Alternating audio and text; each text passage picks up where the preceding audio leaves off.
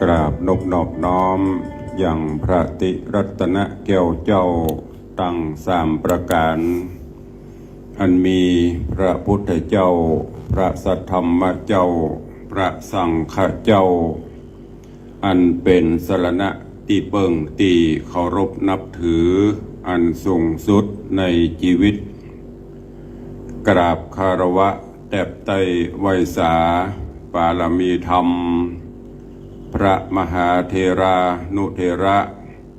เจ้าคณะพระสังฆาธิการภิกขุสงฆ์สามเณรจุตนจุองค์โดยความเคารพขอเจริญสุขเจริญปรญาติโยมศรัทธาสาธุชนพุทธบริษัทติ่นจองห้องวัดจุหนุ่มเท่าใจยิงก็ขอน้อมต้อนรับทุกท่านเข้าสู่รายการมรดกธรรมกำเมืองและสารธรรมกำเมืองต่างสถานีวิทยุกระจายเสียงพระพุทธศาสนาแห่งชาติและสังคมคลื่นเพื่อการศึกษาพระพุทธศาสนาและวัฒนธรรมคลื่นพระพุทธศาสนาและจริยธรรม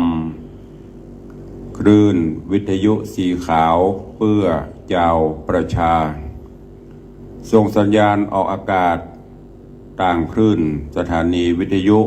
วัดฝ่ายหินตำบลสุเทพอำเภอเมืองเชียงใหม่จังหวัดเชียงใหม่ในระบบคลื่นความถี่ FM 104.50 เมกะเฮิรตซ์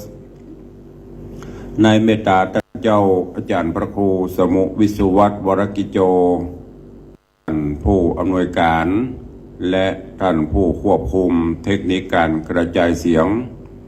สถานีวิทยุคลื่นพระพุทธศาสนาและจริยธรรมในความอุปถัมภ์ของมูลนิธิพระบรมธาตุเจ้าดอยสุเทพในเมตตาพระครูวรลบนามวงพรหมผู้อำนวยการสถานีและมีท่านเจ้าอาจารย์พระมหาประสิทธิ์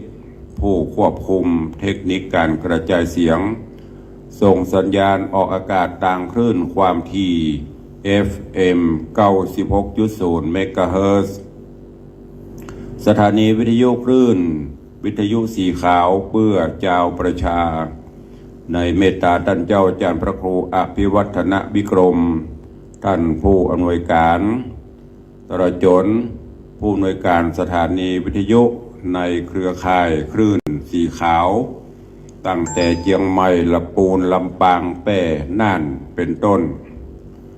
พร้อมกันนี้ก็มีสถานีวิทยุชุมชนต่างๆตีต่างท่านผู้อำนวยการได้เมตตาลิงก์สัญญาณออกอากาศให้ญาติโยมทั้งหลายได้รับฟังกันอยู่ในเวลานี้พร้อมกันนี้ยกมือ10 นิ้วกราบถวายการต้อนรับและเจริญพรต้อนรับพ่อแม่ครูบาอาจารย์พระเจ้าประสงค์องค์เนรที่ตลอดจนญาติโยมศรัทธานาบุญ FC แฟนรายการทุกรูปทุกท่านที่ได้เข้ามาติดตามรับชมรับฟังเป็นกำลังใจกันต่างหน้าจอ Facebook ไลฟ์ของวัดวังสิงคำ Facebook ไลฟ์ของทีวีวัดฝ่ายหิน Facebook ไลฟ์ของธรรมะคลื่นสีขาว Facebook ไลฟ์ของ FC แฟนรายการที่ได้กดแชร์กดลิงก์กดไลค์รายการนี้ไปยังหน้าจอกลุ่มเพื่อนๆของทุกท่านรายการนี้ดำเนินโดยกล่าวกับผมอาตมภาพพระครูวิสิทธิ์ศรีลาภรณ์รองเจ้าคณะอำเภอเมืองเชียงใหม่เจ้าอาวาสวัดวังสิงคำตำบลประแดดอำเภอเมืองจังหวัดเชียงใหม่หรือญาติโยม FC ห้องขานกันว่าตุลุงในวังนำรายการนี้มาพบปะกับทุกท่านตั้งแต่เวลานี้เป็นต้นไปวันนี้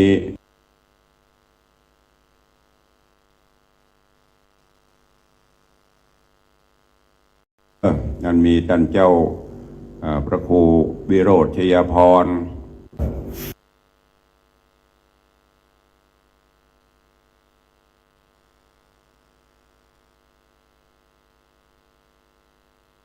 ท่านพระครูเดนเนอร์เพิ่นก็เป็นนักเทศนักบรรยาย แต่ตอนนี้หันในเฟซเหมือนกัน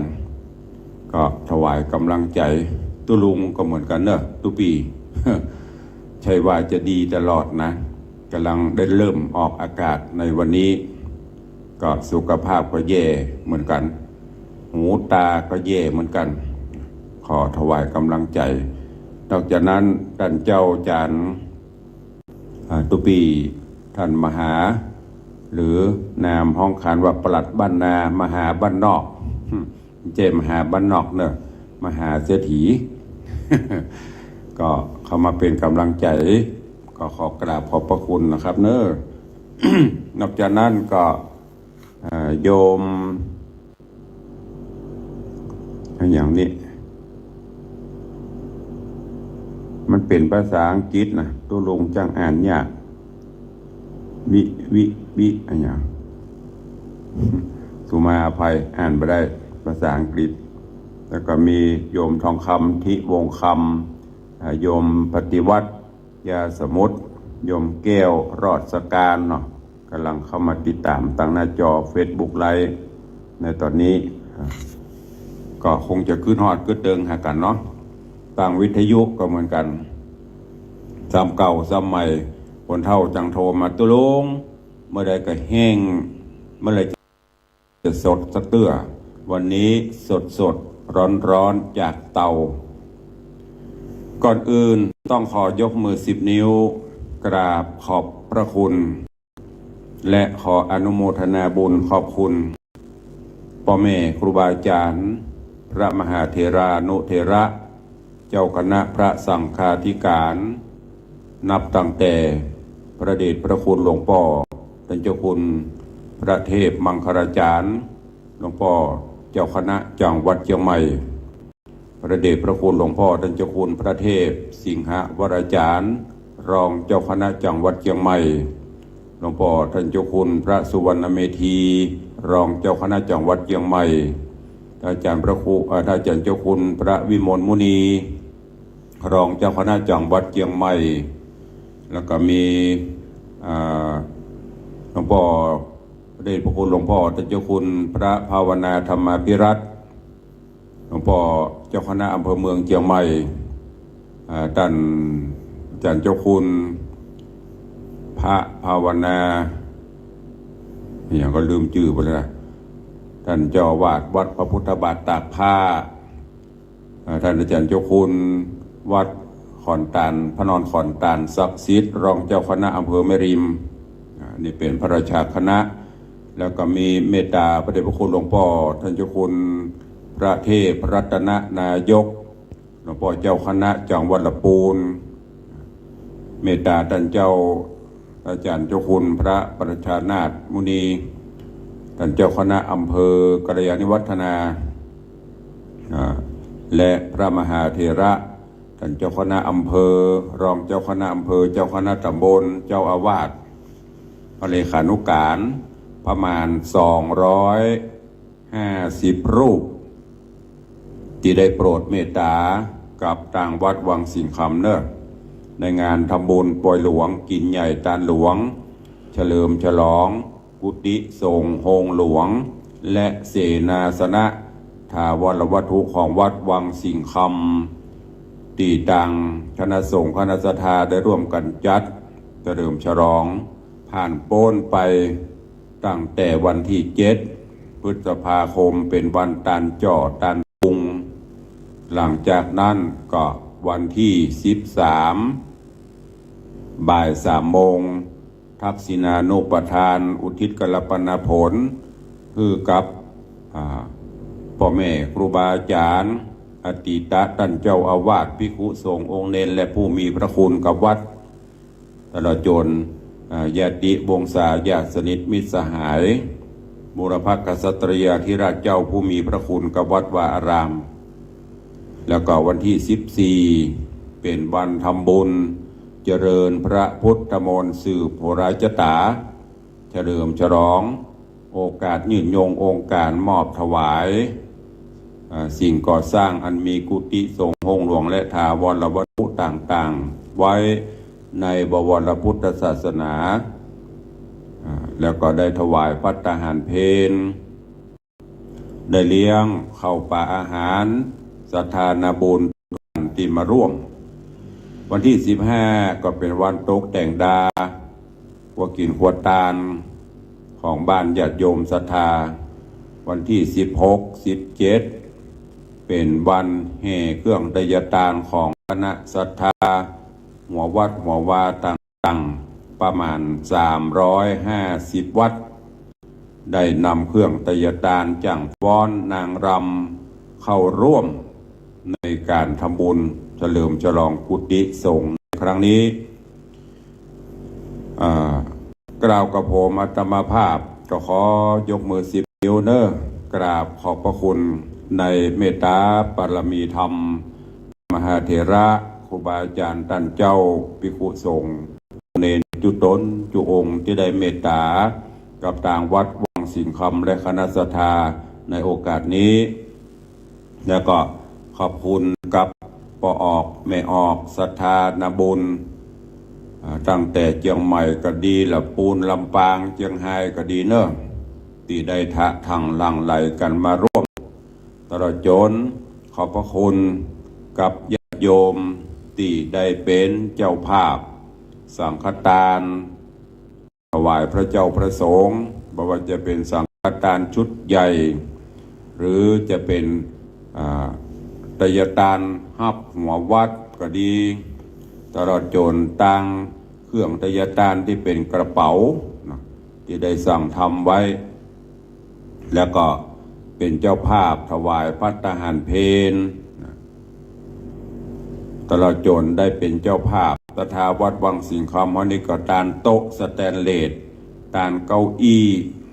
สิ่งต่างๆนี้ไว้กับวัดกับวาไว้ใจกับสาธารณะในบ้านในวัดเนอะโดยเฉพาะสาธุชนอีพ่ออีแม่ญาติโยมต่างหลายได้ร่วมกันเป็นเจ้าภาพสังฆทานที่ถวายพระสงฆ์จำนวน250ชุดก็ขอบพระคุณขอบคุณแถมครั้งหนึ่งเนอะกับทุกท่านซึ่งอันมีอาจารย์แม่ด็อกเตอร์มรกตสุวรรณชินท่านผู้รับใบอนุญาตและก็ท่านด็อกเตอร์กิตติพัฒน์สุวรรณชินท่านอธิการบดีมหาวิทยาลัยฟ้าอิเทิร์นที่ได้เมตตามาเป็นประธานในพิธีแล้วก็ขอบคุณกับโยมสาธุชนทั้งหลายการถวายการต้อนรับขับสู้ตลอดการต้อนรับปออกไม่ถวายการต้อนรับพ่อแม่ครูบาอาจารย์พระเจ้าประสงค์ต้อนรับญาติโยมศรัทธาอาจจะบดีเท่าที่ควรอาจจะมีความขาดตกบกพร่องประการหนึ่งประการใดอันเป็นเหตุสุดวิสัยกล่าวกับผมอาตมาภาพในฐานะเจ้าอาวาสหรือตู้เจ้าหลวงอันเป็นตัวแทนคณะกรรมการคณะศรัทธาวัดวังสิงห์คำขอน้อมรับผิดชอบแต่เพียงผู้เดียวหากมีข้อผิดพลาดประการใดขอน้อมรับแต่เพียงผู้เดียวส่วนคุณงามความดีทั้งหลายเหล่านั้นก็ขอย้อนไปปกปักรักษาพ่อแม่ครูบาอาจารย์ศรัทธานาบุญเขาเนอะแต่มาหนึ่งก็ขอขอบคุณโดยเฉพาะก็คณะศรัทธาวัดวังสิงห์คำกรรมการท่านผู้มีส่วนร่วมทุกส่วนทุกฝ่ายตัวเองที่ได้ร่วมกันอย่างเข้มแข็งแสดงออกถึงพลังความสามัคคีตั้งแต่เตรียมการเตรียมงานตั้งแต่วันงานจนเสร็จสิ้นงานโดยบังคับแก่ความเหน็ดเหนื่อยเสียสละทั้งกายและใจทั้งกำลังทรัพย์กำลังสติปัญญาเพื่อให้งานออกมาอย่างดีเยี่ยมขอบพระคุณกับท่านสจ.จิรัญพรเตโชลานหรือสจ.อ้อมอดีตสมาชิกสภาจังหวัดสภา จังหวัดเชียงใหม่ปัจจุบันท่านเป็นที่ปรึกษานายกเทศมนตรีเทศบาลเมืองแม่เหียได้เมตตาอนุเคราะห์เป็นเจ้าภาพลิเกหรือว่ามหรสพสมโพธิคืนกวัน เป็นจำนวน 30,000 บาท ขอบคุณกับท่านสิบเอกปัญญาจารย์วิจิตรธรรมท่านหัวหน้างานป้องกันและบรรเทาสาธารณภัยในใต้บังคับบัญชาของท่านนายกดร.รุ่งปรีชาปั่นแก้วนายกเทศมนตรีเทศบาลตำบลประแดดพร้อมทีมงานได้เป็นเจ้าภาพมโหรีปีปาดกล้องฟ้าบรรเลงตั้งแต่บ่ายวันที่17จนถึงงานเสร็จสิ้นเที่ยงคืนป่ายหน่อยโดยปัจจัย 25,000 บาทแล้วก็ขอบคุณกับท่านโยมอี้กับโยมขอประทานอภัยนะจำชื่อเพื่อนไม่ได้อันนี้ทางท่านเพื่อนได้เป็นเจ้าภาพในการมหรสพสมโพธิในคืนวันที่16คืนวันที่16เป็นเจ้าภาพ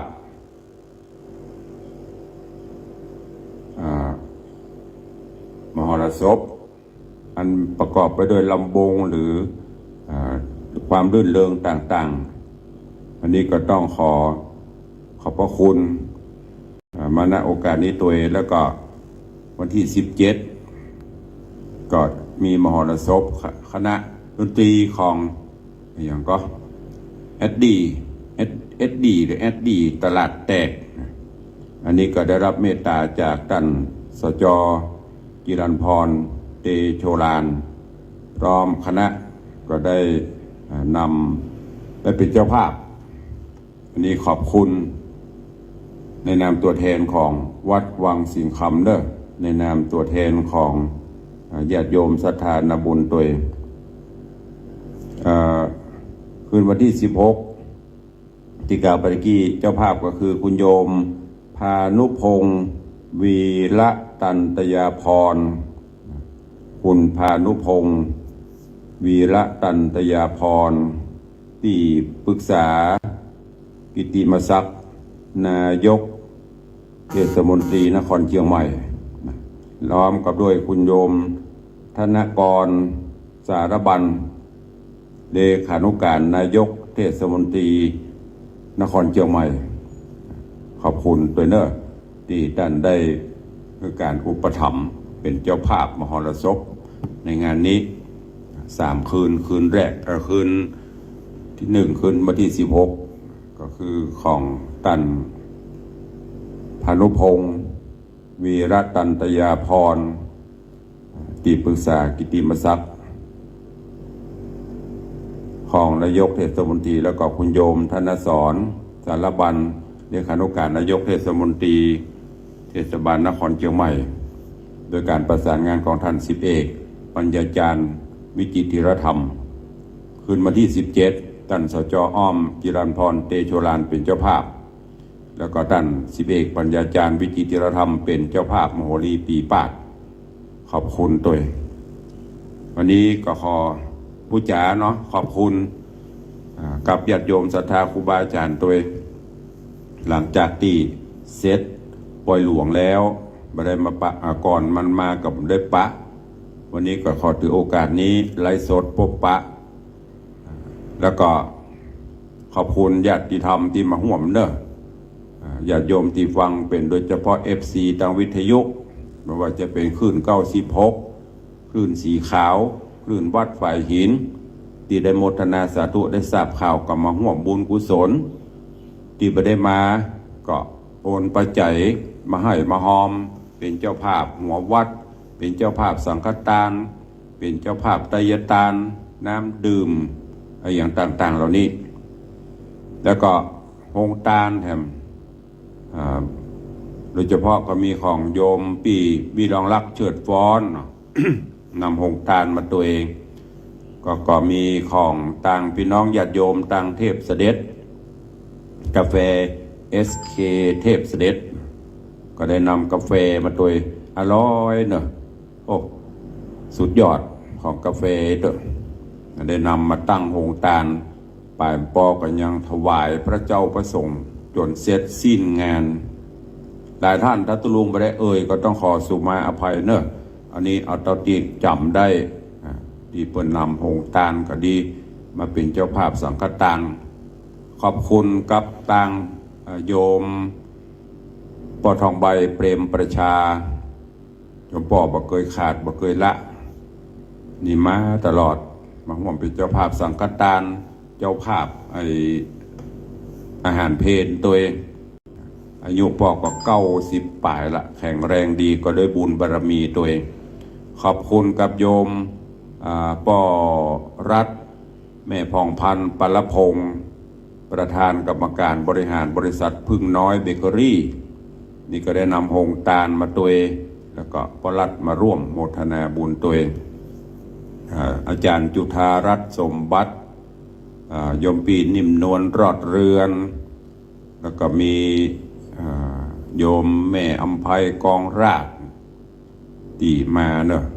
เจ้าติดตุลงจำนะความจริงมานักกว่านี้โยมเจดวงทิพย์เป็นแก้ว ที่น้ำโพงแล้วก็มีโยมปินันจรันปิยจันทร์ดอยซิวโยมเนี่ยหลายท่านหลายคนที่ได้มาร่วมก็อย่างที่ได้บอกไปมันเป็นว่าปอยหลวงเนาะงานใหญ่งานหลวงอาจจะต้อนรับอาจจะขับสู้บัทั่วถึงจะได้ตุลุงก็ต้องขอสุมาอภัยตัวเองที่สำคัญนะมันเรื่องขอบพระคุณมหาอุบาสกอุบาสิกาผู้ทำนุบำรุงทางตัวส่วนตัวตุลุงตลอดจนต่างวัดวาอารามมาโดยตลอดนั่นก็คือโยมปอเลี้ยงธนวัฒน์โยมแม่เลี้ยงพัฒพิชาสุสิงคำงานนี้ก็ ถวายปัจจัยตั้งแต่ฮับเป็นเจ้าภาพสังฆทานชุดใหญ่ชุดน้อยสังไตยทานเป็นเจ้าภาพภัตตาหารและที่สำคัญ ได้สร้างรูปเหมือนหรือหุ่นเหมือนหุ่นจำลองเป็นไฟเบอร์กลาสเป็นรูปเหมือนของตุลุงนะที่ได้ประกาศประชาสัมพันธ์ไปเป็นมูลค่าอยู่160,000 บาท160,000โยมโปเลี้ยงก็เป็นเจ้าภาพมดปานปอก็ซื้อแต่งซื้ออย่างแหมหลายๆอย่างรวมเบ็ดเสร็จงานนี้โปเลี้ยงร่วมทำบุญก็ประมาณ300,000 กว่าบาทขอบพระคุณเป็นอย่างสูงยิ่งที่ได้อุปถัมภ์บำรุงวัดวาอารามบำรุงทุกเจ้ามาโดยตลอดเนอะ ขอบคุณกับโยมดร.อินสมเตปินเป็นอดีตสม7 สีอันนี้ก็ร่วมเป็นเจ้าภาพสังฆทานไตรยทานปอมาช่วยแฮมช่วยเป็นเสียงช่วยประชาสัมพันธ์งานตลอดขอบคุณโยมแม่ปราณีพยัคฆาพลหนองแต้นเนอะเป็นเจ้าภาพสังฆทานขอบคุณโยมโยมบิมลโยมพี่หมอมัฒนาอำพันธ์ที่ได้ร่วมเป็นเจ้าภาพเครื่องหมอวัดขอบคุณร้านไก่ย่างส้มตำวิเชียรสาขา132ตามอีกโดยพี่ไอสายันสิงห์อินพร้อมครอบครัวขอบคุณครับ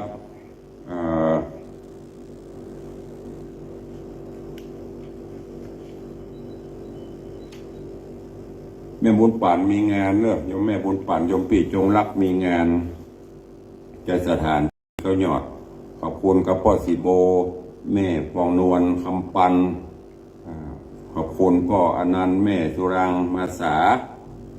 อันนี้เป็นเจ้าภาพเครื่องไตรยทานหัววัดขอบคุณครับพี่ไออินทรคุณครูประนอมอุ่นเรือนนี่ก็เป็นเจ้าภาพ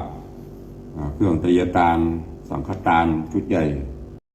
ขอบคุณพ่ออาจารย์บุญมาแม่ตุ่นแก้วท่าคำแปงผอถนอมครูจิตราท่าคำแปงพร้อมลูกๆหลานๆเด้อก็เป็นเจ้าภาพสังฆทาน ขอบคุณกับแม่ครูเหรียญทองจันทีเป็นเจ้าภาพสังฆทานขอบคุณกับพ่อสีโบแม่ปองนวลคำปันพร้อมลูกหลานตัวร้านนพกฤษการพิมพ์นี่ก็เป็นเจ้าภาพสังฆทานขอบคุณกับโยมปีวิลาวันวุฒิอิน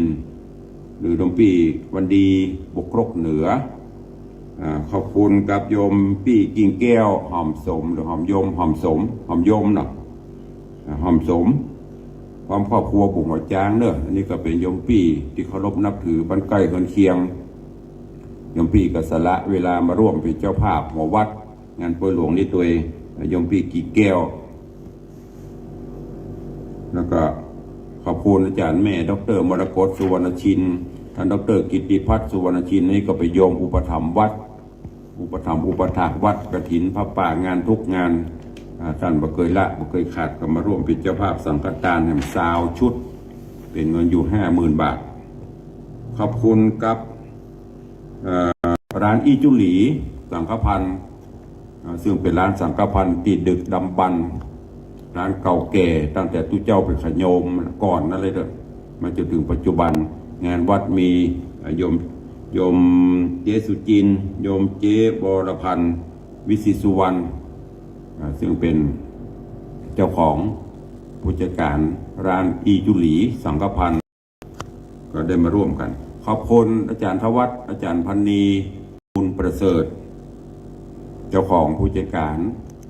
ผู้อำนวยการโรงเรียนอนุบาลดารุณนิมิตรขอบคุณกับโยมพ่อผลหินสดบ้านสันปะกวาวเนอะสันปะกวาวตะวังตาลก็มารับเป็นเจ้าภาพพระตันตยตานหัววัดขอบคุณกับท่านนายกเจริญคำยามานายกเทศมนตรีเทศบาลตำบลสันพักหวานได้นำน้ำดื่มจำนวน100 แพ็คหรือ 1,200 ขวดแล้วก็นำปัจจัยมาร่วมเป็นเจ้าภาพโต๊ะถวายเป็นแถม1 โต๊ะขอบคุณกับโยมบุญศรีสารปินปิปาโยมปรัตโยมแม่สะอิ่งมยระโยมชาตรีโยมวรรภาปุณสุภาโยมมงคลโยมอัญชลีคำกิติอันนี้ก็เป็นเจ้าภาพตยตานกระเป๋าขอบคุณกับโยมพ่อหลวงสุกโพธิหรือพ่อหลวงแก้วบ้านจอมตองตำบลบ้านแหวนนี่เป็นช่างใหญ่ศาลาผู้รับเหมากุฏิสงฆ์ตึงหลังแล้วก็เสร็จสิ้นแล้วได้นำเอาปัจจัยตลอดจนพร้อมทีมงานเปิ้ลมาเป็นเจ้าภาพสังฆทานโดยถึงหัววัดถึงตยตานขอบคุณครับ โยมแม่วันดีขันสุยะเจ้าภาพหัววัดโยมสายันคุณโยมวาลีอินทกูลนี่ก็มาร่วมเป็นเจ้าภาพตยตานกระเป๋าขออนุโมทนาขอบคุณครับพระสาวหรือโยมประเสริฐรัตนังนี่ก็เป็นเจ้าภาพตยตานชุดใหญ่ขอบคุณกับโยม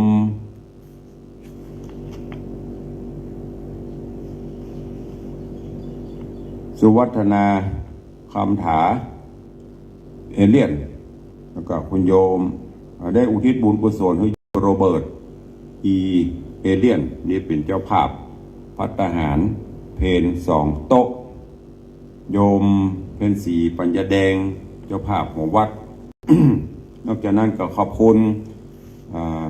แม่จันเปงปิงพยอมพระเท่าพงแม่เท่าบัวเงินบุญชัยโยมอนันต์โยมสุรางมาสานี่เป็นเจ้าภาพหัววัดครับหัววัดขอบคุณกับโยมแม่ดาวันคำวังพร้อมลูกหลานตันเต้า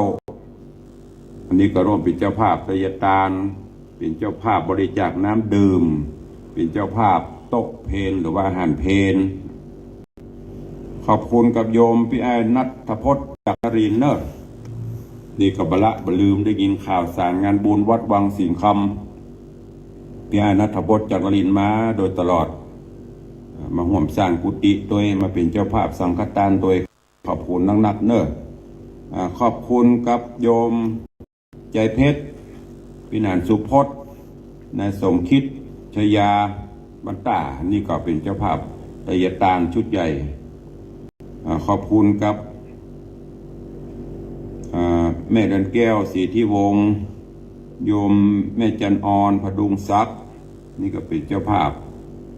ไตรยตานหัววัดขอบคุณกับโยมนางสาววรรณชนกหินแปลงเด็กหญิงนิยาพรหินแปลงเนอะนี่ก็เป็นเจ้าภาพโต๊ะเพน1 โต๊ะคุณโยมสุภชัยโยมยอดเรือนแนวจำปาไม่คือสายบุญของแม่อำไพกองรากก็เป็นเจ้าภาพหัววัดขอบคุณกับพี่ไอ้สมศักดิ์สุริยพันธ์พร้อมครอบครัวอันนี้เป็นเจ้าภาพอาหารเพน1 โต๊ะอาจารย์ศรีพรณวงศานางสาวพิมพ์ชนกเกียงสิทธิโชคก็เป็นเจ้าภาพอาหารเพน1 โต๊ะแล้วก็มีป้าอุ้ยสุขคำยามาเนอะนี่ก็90 ป่ายละบ้านปะตันนี่เป็นมาร่วมเป็นเจ้าภาพน้ำดื่มโดยขอบคุณครับแม่อำไพกองรากนี่คือเจ้าภาพสังฆทานชุดใหญ่ขอบคุณกับโยมกล่องทองเลงตาโยมสราวุฒิดาวงนี่ก็เป็นเจ้าภาพไตรยตานกระเป๋าขอบคุณกับคุณโยมกิตติพัฒน์เรืองรุ่งชัยกูลโยมจิราพรพิมพ์สารนี่ก็เจ้าภาพรับหัววัดขอบคุณกับโยมวิภาวีนางสาวสุมนทานางสาวพานุมาตรคำแหลงเด็กหญิงกัญญพักใจวงนี่ก็สังฆทานชุดใหญ่1 ชุดตลอดจนเป็นเจ้าภาพหัววัด1 วัดท่านนายกเอกสิทธิ์คุณโยมจิรนันท์นางสาวกวินธิดาวงใหม่ก็สังฆทานชุดใหญ่กับหัววัดแล้วก็ร้านลาบลุงแก่นลาบลำต้องร้านลาบลุงแก่นบ้านบ่อเย็นสถาบันวังสีคำนี่ก็เป็นเจ้าภาพสังฆทาน1 ชุดแม่จินดาตาตานางพร้อมลูกหลาน1 ชุดขอบคุณครับ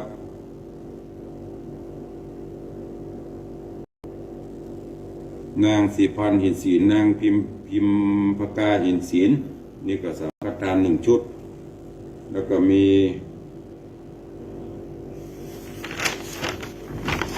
ญาติโยมจากแม่สุบรสใจโตดอยสะเก็ดเจ้าภาพหัววัดพี่นันจรันปิยจันทร์หรือพี่นันล่าโดยซิวไตรยตาน1 ชุดแม่แสงเอ้ยเตชะตา1 หัววัดแล้วก็มีอาจารย์จุฑารัตน์สมบัติพร้อมลูกศิษย์หาญาติมิตรกัลยาณธรรมก็เป็นเจ้าภาพสังฆทานชุดใหญ่1 ชุดแม่ศรีนวลจวนรับสังฆทาน1 วัดแม่จันเพญใจคำพร้อมลูกหลานบ้านหนองปนครุ1 วัดนอกจากนั้นก็มีแม่เพ็ญศรีสิงหเนตรเป็นเจ้าภาพ1 วัดคุณโยมสมศักดิ์โยมนิตยาวงเหมรัตน์1 วัดขอบคุณแม่วิมลจันทร์หรือที่ตุลุงเซลเปิ่นเด็กหญิงจันทร์ยาสมุทรบ้านน้อยสักกะแปงแม่วิมลก็90 ป่ายละตุลุงขอเพื่อถึง100 สาวนะแม่วิมลจันทร์ยาสมุทรบ้านน้อย1 วัดแล้วก็มีโยมศรีพรเสมอุ่นโยมแม่ศรีพรเสมอุ่น1 วัดขอบคุณครับ พี่ไอเจษดาพิวรรณานางสาววรันดากรมหนุ่มไตรยตานกระเป๋า1 ใบขอบคุณครับผู้ช่วยวิราชยินตุ้ยนี่ก็ผู้ช่วยผู้ใหญ่บ้านหมู่6ช่วยงานเอางานดีเยี่ยมเหมาะสมกับเป็นผู้นำเสียสละกำลังกายกำลังงานกำลังเงินห้องเมื่อคืนตันห้องเมื่อวันได้ ช่วยเหลืองานเต็มที่เสร็จงานแล้วก็ช่วยจนเต็มที่ปลายปอนำปัจจัยแห่ม2,000 บาทเป็นเจ้าภาพภัตตาหารถวายพระสงฆ์องค์เนร1 โต๊ะเนอะข ขอบคุณอีกครั้งหนึ่งกับโยมผู้ช่วยวิราชอินตุยขอบคุณกับโยมปี้กิ่งการกันทวงศ์แล้วก็โยมนวมินทร์กันทวงศ์นี่ก็เป็นเจ้าภาพอาหารเพล2 โต๊ะโยมพ่อถาวรพิริยะพร้อมครอบครัวจากจังหวัดลำปางจะลำปางหนานะลำปางกระเป๋าหนาโยมพ่อถาวรพิริยะลำปางพร้อมครอบครัวโอนปัจจัยม่อมเป็นเจ้าภาพหัววัด2 วัดนางสาว แม่อุ้ยมอนมั่นตอนนี้เปิดปิกไปสู่สวรรค์แล้วแม่อุ้ยมอนมั่นใจปีนสอนตีประกาศปล่อยหลวงแม่อุ้ยยังสุขกับยังดีอยู่ตอนนี้แม่อุ้ยปิกสู่สวรรค์เรียบร้อยด้วยวัยสังขารอายุแม่อุ้ยมอน107 ปี107 ปีกวมปล่อยหลวงเนอะลวดขอสุมาอภัยหากว่าลูกหลานพ้นฟังตุลุงก็เลยบากปัจจัยผ้าไตรไปกับท่านเจ้าจันทร์พระครูธีระสุตพจน์ตุกาสง่าถึงพ้นไปเตดไปอย่างตัวก็ร่วมโมทนาบุญตัวไปเนอะจะได้ไปห่วมไปได้ไปจุ่มผู้เฒ่าผู้แก่107 ปีตอนที่90 ปลายไปสืบโหราชตาในทีมในร่วมกับท่านพระครูธีระท่านจันทร์มหางานนะตอนนั้น90 ปลายก็อวยพรเขาเพิ่นอยู่ถึง120เนอะแต่ได้107 ปีข้างแหม13 ปีไปแล้วการถึง120สักคำก็แม่อุ้ยจากไปละแต่ถ้าบุญกุศลแม่อุ้ยยังดีได้ทำก่อนที่แม่อุ้ยจะจากไปสบายมีอาการอย่างซักอย่างหมดเชื้อหมดอย่างเต้ก็ขอบุญถึงดวงวิญญาณของแม่อุ้ยมอนมั่นใจปิ่นด้วยเนอะลูกหลานที่ฟังตัวตุลงขอสู่มาอภัยเต้ที่สามารถเดินทางไปร่วมงานตัวขอบคุณพ่อศรีแม่เพียรใจพนัดกล่องคิงหางดงเนอะวันนั้นแม่เพียรเอาปัจจัยมาห่วงเป็นเจ้าภาพ1 วัดแล้วก็มีโยมวีรบุตรโยมเกษดาพรอินทหงพร้อมลูกๆสถาวัดเฮานี้นี่ก็เป็นเจ้าภาพสังฆทาน1 ชุด แล้วก็มีป้อทองใจแม่จันดีปัญญราชป้อทองใจแม่จันดีปัญญราชบ้านขวนเวียงก็เป็นเจ้าภาพ4 วัดคุณโยมถาวรโยมปีดวงนภาปากกล้าพร้อมลูกหลานมีพี่ไอ้จันซอจังพี่ไอ้จันทิพย์จังซอแล้วก็น้องหนิงภรรยานี่ก็รวมเป็นเจ้าภาพ2 วัดบ้านใจสถานเจดีย์ก็ยอด ขอบคุณครับพ่อสุราจินดาปัญญาแดงพ่อวิบุญมาสัตตุลแม่ยอดคำแก้วเนอะก็มีนางสาวรุ่งนภานางสาววาสนานางสาวเครือวันรัตนมงคลนี่ก็เป็นเจ้าภาพสังฆทานหัววัดขอบคุณกับแม่อุ้ยมอนทาจันบานแม่อุ้ยมอนทาจันบานพร้อมลูกหลานเนอะเป็นเจ้าภาพสังฆทานชุดใหญ่1 ชุดหัววัด1 วัดทายทาน1 ใบกระเป๋า1 ใบแล้วก็มีโยมปี้นิ่มนวลรอดเรืองผู้ในวยการโรงพยาบาลสวนปรุงก็ได้ร่วมเป็นเจ้าภาพทายทาน1 สังฆทาน 1 ชุดแม่สายเพชรมหานินพร้อมครอบครัวก็เป็นเจ้าภาพทายทานห้ามหัววัดก็มีพี่ไอ้เสน่ห์นางของแก้วดวงจันทร์คำหัววัดก็มีนายสมชายนางรัตนมนมีชัยเป็นเจ้าภาพ2 วัดเจ๊ดวงทิพย์เปียงแก้วทายทาน1 วัดนี่ขอบคุณตัวขาดตกบกพร่องจะได้ก็เมตตาแจ้งตุลุงตัวเนอะ อันนี้เป็นรายนามในส่วนที่ผ่านตุลุงเนอะก็จะมีหลายท่านอยู่ที่ผ่านไปตามธรรมพระครูประหลัดวิเชียรตัวหรือมาโดยตรงที่วัดตอนนี้กำลังรวบรวมราย ผู้บริจาครายรับรายจ่ายอย่างทั้งหมดนี่ก็ขอบคุณแถมครั้งหนึ่งโดยจิตโดยใจอันบริสุทธิ์เนี่ยมียังตอบแทนบุญคุณญาติโยมศรัทธาจากนี้ไปก็คงจะเอาเสียงเนี่ยทดแทนพระคุณบุญคุณการงานต่างๆก็เสร็จลงไปละการก่อสร้างก็เสร็จละตอนนี้ไปก็คงจะมีโอกาสมีเวลาได้นำธรรมะมาเป็นกำลังใจตอบแทนพระคุณของญาติโยมศรัทธาเนอะตุลงก็โมโหจะอ้วนใดรู้สึกตื่นตันใจหายเหน็ดหายเหนื่อยลงไปละเมื่อก่อนเตรียมงานนี่สุขภาพก็แย่ประกอบกับต้องรับผิดชอบทุกอย่างการงานญาติโยมทั้งหลายงานบริหารคณะสงฆ์ไม่ใช่เป็นของง่ายเนอะจะไปตรามากันตุลงนี้ตุลงกล้ารับประกันได้การเงินการทองต่างๆรับประกันได้ทุกบาททุกสตางค์บางเตื้อก็พอประเดี๋ยวนี้ที่มันมีข่าวมีหยังต่างๆก็บังเงินก็บังเงินสตรีก็สตางค์สตางค์ก็สตรีนะก็เป็นธรรมดาเนาะของไผ่ของมันแต่ในส่วนตัวตุลงไม่ได้อวดนะทุกบาททุกสตางค์ตรวจสอบได้จดจารึกไว้ตลอดแล้วก็นำมาแจ้งให้ทุกท่านขอบคุณเป็นอย่างสูงที่ได้เมตตากับทางวัดวังสิงห์คำเมตตากับทางตุลุงบอกบุญอันไปอันใดไปก็ช่วยกันไปตามกำลังศรัทธาถึงแม้ยุคนี้เศรษฐกิจจะบ่ค่อยดีข่าวสารในต่างลบกับพระสงฆ์องค์เนรก็นักแต่ว่าแรงศรัทธาของญาติโยมก็มีนักอยู่คนว่าบุญคือความสุขใจ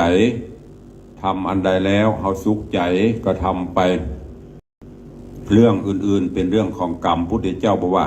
ทุกคนหนีกรรมบ่พ้นทำกรรมดีก็ตอบทำกรรมชั่วก็สนองบอกว่าจะอยู่ในฐานะใดเพศใดไว้ใดกรรมมาถึงมาตึงแล้วมันก็ตึงบรอดเพราะนั้นก็ฝากไว้กับญาติโยมต่างหลายเนอะมีอันใดที่ ที่จะตุลุงได้อนุเคราะห์มีข่าวอันใดมีอันอย่างจะนี่ก็เอิ้นข่าวมาได้เนอะเหลือเวลาทำน้อยเนาะวันนี้ขออนุญาตเตะวันนี้มามาจ๋ามาขอบพระคุณนำรายการมาพบปะ กับญาติโยมทั้งต่างสถานีวิทยุถึง3 คลื่นเท่านี้เนอะข่าวสารงานบุญต่างๆช่วงนี้ก็จะเป็นช่วงของงานประเพณีส่งน้ำพระธาตุส่งน้ำพระธาตุเจ้าเจดีย์อย่างเวลานี้ที่บนวัดพระธาตุเจ้าดอยสุเทพซึ่งเป็นที่ยึดเหนี่ยวตั้งจิตตั้งใจของพุทธศาสนิกชนเฮาทั่วประเทศแล้วก็ต่างประเทศที่หลั่งไหลขึ้นมาเพราะมาเชียงใหม่ถ้าไปได้ขึ้นดอยสุเทพแสดงว่าไปถึงเชียงใหม่ในตอนนี้ก็จะมีพิธีสมโภชน้ำส่งพระราชทานงานส่งน้ำพระบรมธาตุดอยสุเทพเนอะกำหนดการก็วันที่31วันที่30เมื่อคืนก็จะเตี้ยวขึ้นดอยกันมันเป็นประเพณีที่ได้ปฏิบัติกันมาใครจะไปทดลองสมรรถภาพกำลังก็ไปได้เนอะ วันที่30เมื่อคืนหรือว่าตั้งแต่มะแรงหรือบางท่านเตี้ยวมะงายก็ได้ไม่มีปัญหาแล้วแต่ก็ในระหว่างข้างทางเปิ้นก็จะมีเต้นแต่ละอำเภอแต่ละวัด10 กว่าจุด20 จุดไว้บริการพักผ่อนตลอดจนมีโฮงตานมีน้ำมีข้าวปลาอาหารไปก็จวนเนอะใครจะขึ้นไปร่วมกิจกรรมเปิ้นมีทุกวันในเมตตาบารมีพระเดชพระคุณหลวงพ่อแต่เจ้าคุณพระธรรมเสนาบดีหลวงพ่อเจ้าคณะภาค7เจ้าอาวาสและก็ประธานกรรมการมูลนิธิพระบรมธาตุเจ้าดอยสุเทพ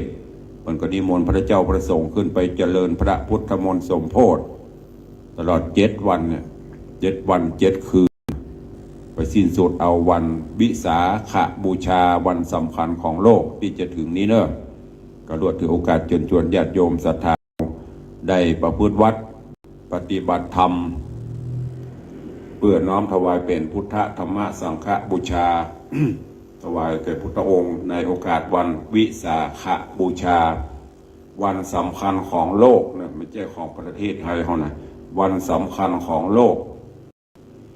องค์กรยูเนสโกเปิดประกาศรับรองยกวันวิสาขบูชาเป็นวันสำคัญของโลกก็เป็นสิ่งที่ภาคภูมิใจของพุทธศาสนิกชนของตัวการรายการวันนี้ใครจะจะเอ่ยกับตุลุงเนอะอยู่ทางบ้านทางจองที่ฟังอยู่โทรศัพท์เข้ามาร่วมได้0817836540โทรเข้ามาเป็นกำลังใจอุจาหลังจากที่ไม่ได้ตักตายกันเมิน0817836540สายแรกจะมาจากที่ไหนไปพ่องจ้ามีคนฟังก่อนทางวิทยุส่วนทางเฟซตอบเนอะจะไปไล่คอมเมนต์ลำตอบคอมเมนต์ตอนนี้ขอฟังเสียงจากทางบ้านมีก็ดับปิ้งวินบอยทำมีกับ3-4 นาทีสุดท้ายจะหมดเวลาแล้วไม่ได้ปากกันเมินก็เดิงหักกันยุกก็จ้ะ คลื่นสีขาวหมูว่าวันนี้ปนลิงก่อนถ้ามีโทรเข้ามาก็แสดงว่ามีลิงก์ใครฟังสถานีได้พ่องสถานีลิงก์ก็พอดีตุลุงบ่ได้แจ้งไปทางสถานีอาจจะว่าเมื่อใดตุลุงก็คงจะบ่เสียงานเต้อก้าบ่เปิดลิงก์แต่เครื่องตุลุงเปิดมานะแต่ทางไม่ขายสถานีเพิ่นจะรับหรือไม่มั่วถ้ามีก็โทรเข้ามาเด้อ0817836540